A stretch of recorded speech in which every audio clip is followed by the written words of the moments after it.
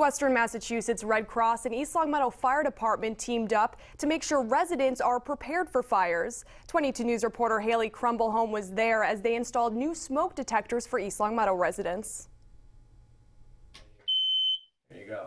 This weekend was the start of a new partnership between the East Longmeadow Fire Department and the Red Cross. The organizations installed new smoke and CO2 detectors in residents' homes and helped people form a fire readiness plan. The one that's on the wall now, it should be up on your ceiling. Yeah. That one right there? Firefighters installed new 10-year smoke detectors and batteries. They said if a detector is more than a decade old, you don't want to replace just the batteries, but the whole detector itself. We found that through research that after 10 years they're not as effective as they could be.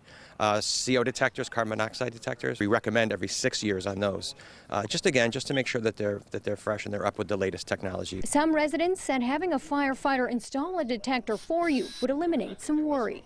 Probably feel more secure that it's been put in accurately and it is going to work. This is the first year the East Longmeadow Fire Department has participated in the Red Cross smoke detector installation program. The Red Cross helps families across the country who have lost their homes in a fire, and they hope the program can help prevent more of those fires from happening. We want to try to prevent as many fire deaths as possible. A lot of the detectors, people just take them down if they start beeping, even if it's just like a battery problem. But if we have someone going in and actually doing the installation, it's a lot easier for people to get it done. Smoke detectors can make a critical difference. According to the National Association for Fire Protection, 60% of home fire deaths occur in homes where the smoke detectors either weren't working or they didn't have smoke detectors at all. Nope. These are 10 years. The Western Massachusetts Red Cross chapter is in the midst of a 5-year program to have detectors installed in every Western Massachusetts home.